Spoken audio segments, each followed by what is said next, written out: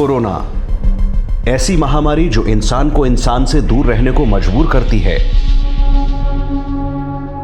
संक्रमण जब तक है तब तक तो दूरी बनानी ही चाहिए, लेकिन दुर्भाग्य से अगर कोरोना किसी की जान ले ले तब लोग पार्थिव शरीर के नजदीक भी नहीं आना चाहते। पश्चिमी दिल्ली के नीलकंठ से मिलिए। कोरोना से इनकी पत्नी का निधन हुआ, अंतिम संस्कार करना था मगर कोई हाथ लगाने को तैयार नहीं था।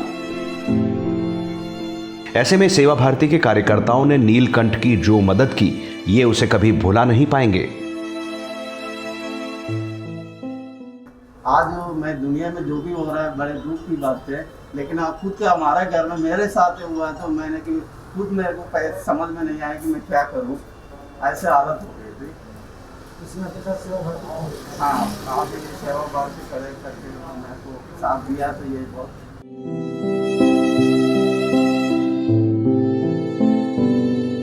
नीलकंठ जैसे जाने कितने लोग हैं जिनके सामने जीवन का सबसे बड़ा धर्म संकट कभी न कभी जरूर आया, और ऐसे में सबसे बड़े मददगार बने सेवा भारती के कार्यकर्ता। कई बार स्थिति ये आ जाती है कि एक भी परिवार में एक या दो ही सदस्य होते हैं तो 4 लोग भी इकट्ठे नहीं हो पाते, तो हम लोग उनको पीपी किट पहन के सोशल डिस्टेंसिंग के साथ क्रिया में सहयोग करते हैं और जो कोविड के शमशान घाट है वहाँ ले जाके पूरी क्रिया कराते हैं। परिवार की एक छोटी सी बच्ची अपने पिता के फूल चुनने के लिए आई, बिल्कुल अकेली थी। ऐसे में हमारे सभी सेवा भारती के सदस्यों ने आकर उनकी पूरी सहायता की उनके फूल चुनने में। ऐसे 4 लोग जो परिवार का कोई भी सदस्य उनके साथ नहीं था, खाली एक सदस्य आया, तो सेवा भारती के सभी सदस्यों ने मिलकर उनकी पूरी सहायता की और पूरे विधि विधान से उनकी फूल चुनने में सहायता की। कोरोना की पहली लहर से ज्यादा खतरनाक है दूसरी लहर। इस दौरान कोरोना से हताहत होने वालों की संख्या भी बढ़ती गई। ऐसे में ये कश्मकश सामाजिक ताने बाने पर भी प्रहार है, क्योंकि जाने वाला तो चला गया, गलती किसी की नहीं मगर भुगतता परिवार है।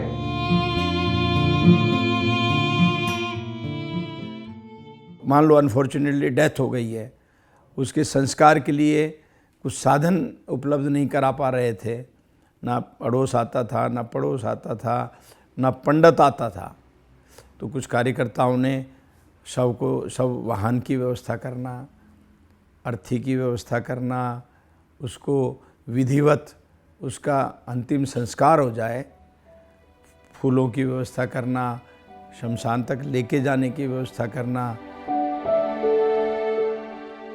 इसके पीछे सबसे बड़ा भाव है वसुधैव कुटुंबकम, यानी पूरा विश्व एक परिवार है।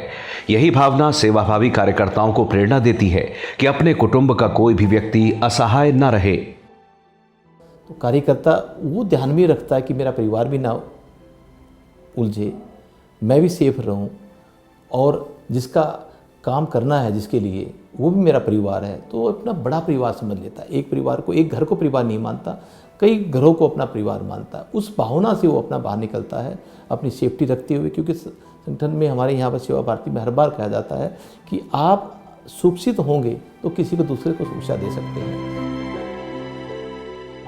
समझना मुश्किल नहीं कि कोरोना पीड़ित के शव का अंतिम संस्कार कराना बड़ा जोखिम मोल लेने जैसा है, मगर ये जोखिम, ये डर सेवा भारती के कार्यकर्ताओं की राह में कभी बाधा नहीं बनते, क्योंकि नर सेवा ही नारायण सेवा है।